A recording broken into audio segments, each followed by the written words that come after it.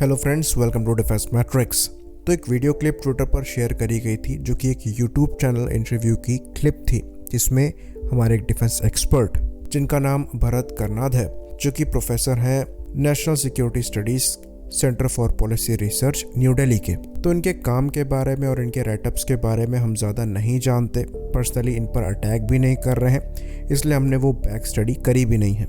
हो सकता है कई मामलों में इनकी पकड़ काफ़ी अच्छी हो और जो इंसाइट इनके द्वारा दिया जाता हो वो काफ़ी रेलेवेंट और एक्यूरेट हो, पर इस मामले में जो इनके द्वारा इंटरव्यू में कहा गया है उस चीज़ से हम अग्री नहीं करते, तो उस ओपिनियन के अगेंस्ट में ये वीडियो हमारे द्वारा बनाया जा रहा है। ये चीज़ हम क्लियर करना चाहते हैं कि पर्सनली हम किसी के भी अगेंस्ट नहीं हैं, क्योंकि हर कोई हर चीज़ में एक्सपर्ट नहीं हो सकता, लेकिन कई मामलों में हमसे बेहतर हो सकता है। तो कैरेक्टराइजेशन करना सही नहीं है। अब इस वीडियो पर आते हैं। तो इनके द्वारा ये कहा गया कि जो बालाकोट स्ट्राइक थी ये एक जोक था। उनके द्वारा ये कहा गया कि जो हमारे द्वारा मिराज 2000 भेजे गए थे बालाकोट स्ट्राइक के लिए, वो स्पाइस 2 कैरी कर रहे थे, जो कि गाइडेड टैक्टिकल स्ट्राइक का वेपन है। और इनके द्वारा ये कहा गया कि जो वेपन यहाँ पर यूज़ किया गया ये गलत वेपन था। बाकी इन्होंने फॉर्मर एयर चीफ के बारे में भी चीज़ें कहीं, खैर वो इरेलेवेंट है तो उसको हम यहाँ पर मेंशन नहीं करेंगे, पर इनका कहना ये था कि वो वेपन चॉइस गलत थी, जबकि हमें ये मैसेज देना था कि हम पूरा हिल टॉप उड़ा देंगे। और बाकी उन्होंने ये कहा कि हमारे द्वारा 500 पाउंड या फिर किलोग्राम के बॉम्ब ड्रॉप किए जाते और पूरी तरीके से हिल टॉप को ख़त्म कर दिया गया होता। तो उनके कहने का ये मतलब था कि यहाँ पर क्योंकि टैक्टिकल स्ट्राइक करी गई थी, इसलिए जो मैसेज गया वो सही नहीं गया, क्योंकि ये जो स्पाइस 2 बॉम्ब है ये काफ़ी ज़्यादा स्पेसिफिक है और एग्जैक्टली टारगेट को होल्ड करके हिट करता है, जिसकी वजह से ज़्यादा इम्पैक्ट इसका होता नहीं है। तो जो मैसेज था वो सही नहीं था। खैर यहाँ पर कई टेक्निकल गलतियाँ हैं, पहले उसको हम क्लैरिफाई कर दें। जो बॉम्ब यूज़ किया गया था ये स्पाइस 2000 था, जो कि एक इजरायली बॉम्ब है। स्पाइस एक किट है जो कि डिफरेंट बॉम्ब पे लगती है और उन्हें स्मार्ट म्यूनिशन बनाती है, जो कि टारगेट को एक्यूरेटली हिट करने में हेल्प करता है। तो स्पाइस की कई कैटेगरीज हैं। स्पाइस 2000 है, स्पाइस 1000 है, स्पाइस 250 है। तो ये जो 2000, 1000, 250 है ये पाउंड को रेफर करता है, यानी कि अगर स्पाइस 2000 बॉम्ब्स यहाँ पर यूज़ किए गए थे तो इसका मतलब ये है कि इसमें 1000 किलोग्राम का बॉम्ब लगा हुआ था। तो जो आर्ग्यूमेंट इनके द्वारा किया गया था कि हमारे द्वारा 500 किलोग्राम के बॉम्ब्स को यूज़ करके जो माउंटेन टॉप है उसको उड़ा देना था, तो उसके अगेंस्ट में हमने 1000 किलोग्राम का बॉम्ब यूज़ किया है। तो सर्टेनली यहाँ पर ज़्यादा डैमेज एक्सपेक्टेड थी, लेकिन अगर ये कारपेट बॉम्बिंग की बात कर रहे हैं 500 किलोग्राम के बॉम्ब से तो बात अलग है। खैर इनके वीडियो में वो चीज़ क्लियर नहीं है। अब आते हैं दूसरे पॉइंट पर, जहाँ पर इनके द्वारा ये कहा गया कि जो हमने बॉम्ब गिरा उससे मैसेज सही नहीं गया। हमें पूरा हिल टॉप उड़ा देना था, जिससे ये मैसेज जाता कि अगर आप हम पर अटैक करोगे तो हम इस तरीके से रिटेलिएट करेंगे। तो ये चीज़ साउंड अच्छी करती है, साथ ही साथ हम इतनी पावर पोजेस करते हैं कि ऐसा अटैक कर सकते हैं, पर ये प्रैक्टिकल नहीं है। हम यहाँ पर बात कर रहे हैं एक न्यूक्लियर आर्म्ड कंट्री की। तो वॉर स्टार्ट करने के बाद ये कितनी ज़्यादा एस्केलेट हो जाएगी इसकी गारंटी नहीं है। और कोई भी कंट्री कितनी भी पावरफुल हो, अगर ये इकोनॉमिकली ग्रो कर रही है तो वो लड़ाई को अवॉइड ही करेगी। जो बालाकोट स्ट्राइक थी इस पे मैसेज ये देना था कि ये जो आतंकवादी हैं इनको ऐसा लगता है कि ये पाकिस्तान के अंदर सुरक्षित हैं, तो वो नहीं है, जो कि क्लियरली कन्वे किया गया था।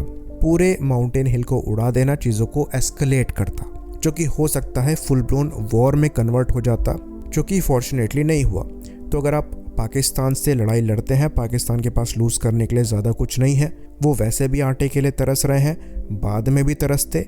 इंडिया के पास लूज़ करने के लिए बहुत कुछ है, भले ही आप पाकिस्तान से लड़ रहे हो, जो इकोनॉमिकली ग्रोथ आपकी हो रही है वो काफ़ी ज़्यादा इफेक्ट होती है और कई दशक पीछे आपको भेज देगी। तो अगर हम चाइना और इंडिया का ही कंपैरिजन करें तो इंडिया के कंपैरिजन में चाइना की मिलिट्री अभी काफ़ी बड़ी है, पर फिर भी वो इंडिया पे अटैक करने से पहले 10 बार सोचेंगे, क्योंकि उन्हें पता है कि अगर इंडिया के साथ लड़ाई होती है तो वो कई दशक पीछे चले जाएंगे और इंडिया के साथ भी सेम होगा।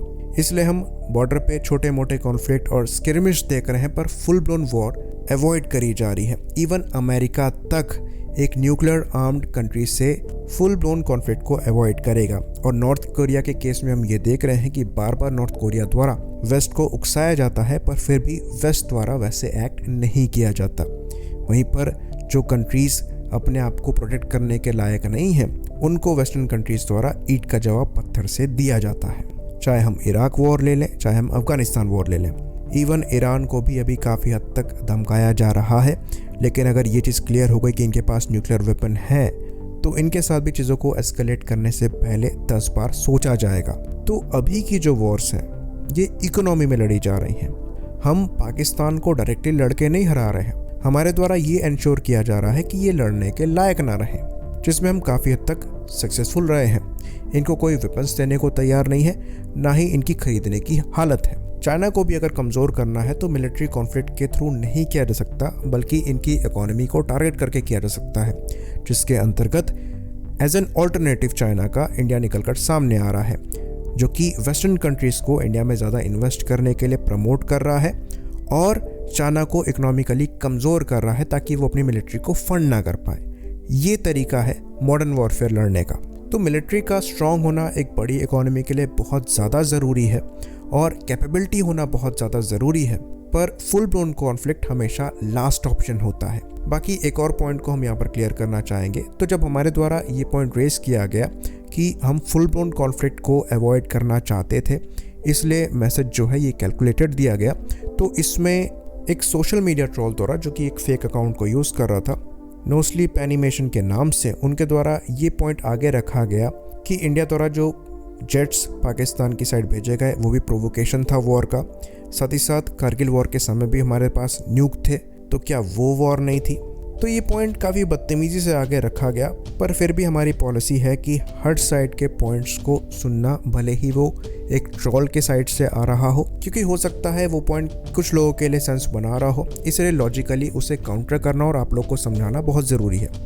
हमने रिप्लाई में उनको बताया कि कारगिल वॉर एक डायरेक्ट कॉन्फ्लिक्ट नहीं था पाकिस्तान से, आप अपना बेसिक्स सही करें। साथ ही साथ हमने ये भी कहा कि दोनों साइड ने प्रिकॉशंस लिया था कारगिल वॉर के समय भी, ताकि चीज़ें एस्केलेट ना हो। खैर, उसका जवाब अगेन ट्रोल करके आया और हमने फिर ये बताया कि 65 वॉर और 71 वॉर को हम नंबर से डिनोट करते हैं, वहीं पर कारगिल वॉर को हम नाम से डिनोट करते हैं। यहाँ से कुछ आपको समझ में आना चाहिए। फिर उनके द्वारा इस पॉइंट को काउंटर किया गया, चीज़ों को डम कहते हुए। तो अब हम इस पॉइंट को क्लियर करते हैं फैक्ट्स के साथ। तो जब हम बात करते हैं 65 वॉर की, 71 वॉर की, तो ये फुल ब्लोन कॉन्फ्लिक्ट थे जिसमें इंडियन आर्मी ने डायरेक्टली पाकिस्तानी आर्मी को फेस किया था, और इसमें इंडिया और पाकिस्तान की साइड से आर्मी, नेवी, एयरफोर्स तीनों इन्वॉल्व थी। लेकिन जब बात कारगिल वॉर की आती है तो ये डायरेक्ट कॉन्फ्लिक्ट नहीं था पाकिस्तानी डिफेंस फोर्सेस और इंडियन डिफेंस फोर्सेस के बीच में, और ये कॉन्फ्लिक्ट कारगिल तक ही सीमित था।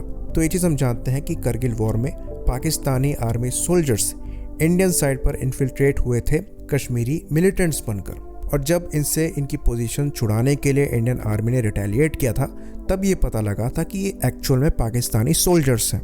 बाकी इस वॉर के दौरान इंडियन एयरफोर्स ने डेफिनेटली ऑपरेशन परफॉर्म किए थे, पर ये मोस्टली अनरिस्ट्रिक्टेड ऑपरेशन थे जहां पर पाकिस्तान की साइड से कोई भी रिटेलिएशन नहीं किया गया था, ना ही उन्होंने अपने ग्राउंड ट्रूप्स को सपोर्ट करने के लिए कोई भी कवर दिया था। बाकी इन पाकिस्तानी ट्रूप्स को कवर ज़रूर दिया गया था, पर वो पाकिस्तानी आर्मी ने अपनी आर्टिलरीज को यूज़ करके किया था सीज फायर वॉलेशन के थ्रू, जो कि आज भी किए जाते हैं।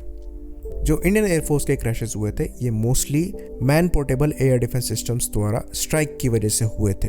तो पाकिस्तान को पता था कि वो डायरेक्ट कॉन्फ्लिक्ट इंडिया के साथ जीत नहीं पाएंगे, इसलिए उन्होंने इस तरीके से कॉन्फ्लिक्ट में एडवांटेज लेने की कोशिश करी। वहीं पर इंडिया की साइड से भी प्रिकॉशंस लिए गए और इंडियन फाइटर्स ने पाकिस्तान एयर स्पेस को ब्रीच नहीं किया।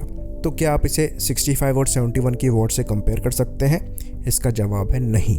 करगिल वॉर एक फुल ब्लोन वॉर नहीं थी, और जब से दोनों कंट्रीज न्यूक्लियर पावर बनी है तब से दोनों द्वारा कोशिश करी जा रही है चीज़ों को एस्केलेट ना करने की, ताकि चीज़ें न्यूक्लियर वॉर तक पहुँचे। तो पावरफुल होने के बावजूद ये जो एग्रेसिव एटीट्यूड है जो कि वॉर को लीड कर सकता है, ये समझदारी नहीं है, बेवकूफ़ी है। और इस बेवकूफ़ी को समझना गांधीवादी होना नहीं है, अपने इंटरेस्ट को दिमाग में रखना है। हाँ, मैसेज देना ज़रूरी है, पर वो कैलकुलेटेड होना चाहिए, जिसके लिए आप काफ़ी ज़्यादा कैपेबल होने चाहिए, और उस कैपेबिलिटी को हम डेवलप कर रहे हैं। तो ये जो सर्जिकल स्ट्राइक्स हैं ये आपकी एक्सपर्टीज़ को शो करता है, जो कि हमने 2 बार डेमोन्स्ट्रेट करी है। और अगर इसके ऊपर आप ये एक्सपेक्ट करते हैं कि फुल ब्लोन वॉर के अंतर्गत पूरी तरीके से हिल टॉप को उड़ा दिया जाए, तो ये समझदारी नहीं है। आई होप चीज़ें यहाँ पर क्लियर रही हों। इसी बात पर इस वीडियो को हम ख़त्म करेंगे। लाइक करिए, सब्सक्राइब करिए। जय हिंद।